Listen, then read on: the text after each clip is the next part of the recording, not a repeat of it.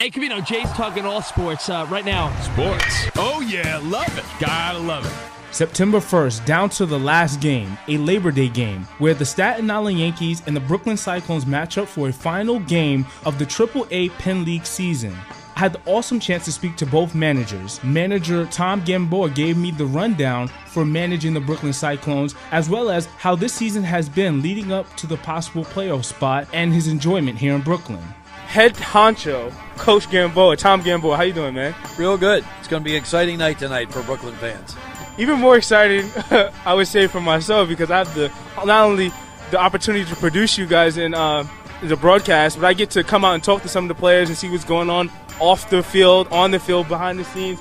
And I was actually here to talk what the Yankees are here to do, which is try to, get you guys out of that spot, which you're currently attending for, heading into the playoffs. And what do you have up your sleeve? I know the other night you guys were down a lot of players. You were forced to, deal with what you had. A lot of guys were injured in the hospital, and I don't know, Thomas Nito may be coming back tonight. What do you have up your sleeve? That's basically what I'm here. I want to know what's going on with you. Well, our team is in good shape, which is good news. Nito, who had missed 8 days, was able to DH yesterday and drove in a big run for us early in the game, and he's back catching again tonight. So having him extends our lineup a little bit, and it's kind of fitting that the last day of the season we should be playing, it's Mets Yankees. I mean, even though this is a real good Staten Island Yankee team, and they got eliminated from the race a couple days ago, but I think their motivation, it's not only big leagues; it carries down to this level that we've got it's a real friendly rivalry. I mean, I think their manager does a great job. Mario and I have become friends during the year, and a lot of our Dominican players and their Dominican players know each other from their homeland. So it's been a competitive, fun rivalry, but nevertheless a rivalry. So I'm sure we're going to have our hands full, but our guys are loose. Our guys are fast and loose. They were playing music in the clubhouse beforehand, and I feel confident that we'll play a good ball game tonight, but for the first time all year we need some help. I mean, if Lowell doesn't beat Connecticut, it'll all be for naught, but I told the guys, let's just control what we can control and make sure we win our ball game and at least put ourselves in position to try to get to the playoffs. And you're almost there, and it's so weird that it comes down to, like you said, Brooklyn and Staten Island, which is initially the Mets and the Yankees, at the top forefront of what it is on a smaller level. You said they're in the back listening to music. They're warming up. They're trying to stay loose. Are these guys a little bit, intimidated? Or what's in their mind? Yeah, well, fortunately, they're in the perfect state that they should be. I mean, from the bus ride over here, the moment we got in the clubhouse, we had Latin music going. We had guys playing bongos. They're where they should be. In fact, the only game all year that I felt and sensed that we were tight was when we gave up our 2-game lead to Connecticut and lost 2 in a row in Tri-Cities. We seemed to be a little bit tight in that third game. Sometimes when you have to win, you can tighten up a little bit, and that's what Connecticut is going to be feeling tonight. When you have to win a game, sometimes it's easier to be the chaser. There's not as much pressure, and that's the position we're in right now. So I feel that I feel very confident we're going to play a real good ball game tonight. I just hope that Connecticut is tightened up and comes up on the short end so that we can get in. But you're worried about Connecticut. I think you should worry about the guys across at the other dugout, because every mention was them gunning to knock you out. And the camaraderie is there. The competition is always going to be no matter any sport, anything you go for. And what is your biggest advice you gave to them throughout the 2014 module to stay loose in this big city? Because this is a city that'll swallow you, whether there's watchers or they're not watchers. But you're here competitively, and the fans, they're here, they're paid hard-earned money to see a good game. And that's a very good point you bring up, and that's one of the reasons that the Mets love to send their young players to play in Brooklyn, because we have the biggest fan base in this league. We drew like 225,000 people. And it takes some getting used to play not only under the lights but in front of big crowds, and this is good schooling and nurturing for them for the days that they're going to play. When you get to the big leagues and play in cities like New York, Chicago, and Philadelphia, you've got to be prepared for the adversity as well as the accolades, and that's why, as I've told my players, that as they get older, they should all experience at least 1 year of playing winter ball to prepare them for what the crowds are going to be like in the big cities. But, what I've schooled them this summer here is to just relish it and have fun, because other people in all walks of life wish they had the skills to be able to play professional baseball in this kind of an environment. So, and I said, it's going to go by in the blink of an eye. This summer will be over, so relish it. And now here we are on the last day of the season, where other games are being played to just play out the schedule and fly back to their respective cities tomorrow. Our game actually means something, and it's a credit to the players that they've made this happen. So I just told them to enjoy it. And that's the biggest point, and what matters here tonight is you said they come to Brooklyn, and no matter where you come from, it takes some getting used to. And like Jay-Z said, he said that, I'm a Brooklyn guy, it takes some getting used to. These guys are here, and they're relishing the moment, and I don't know what they're going to do in their off-season. What do most of the guys do in their off-season when they're not playing with you guys, because you may not see them throughout this winter? That's right. Well, that's a good point. And that's why they call this a short season, because it's 76 games.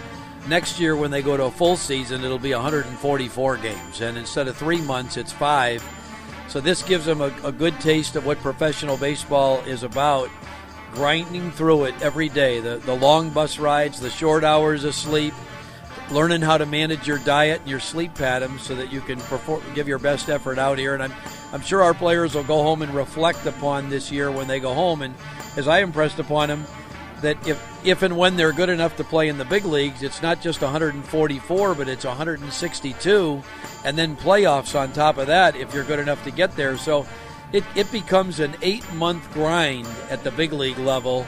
And your body, you have to have the stamina and endurance to be able to make it through that stretch. And that takes a constant off-season program of monitoring their diet, their physical conditioning, and their strength to be ready and geared up for the long haul. And that's what a lot of them will be doing, is rest and recuperate for a month and then gearing their body up in anticipation of the 2015 season.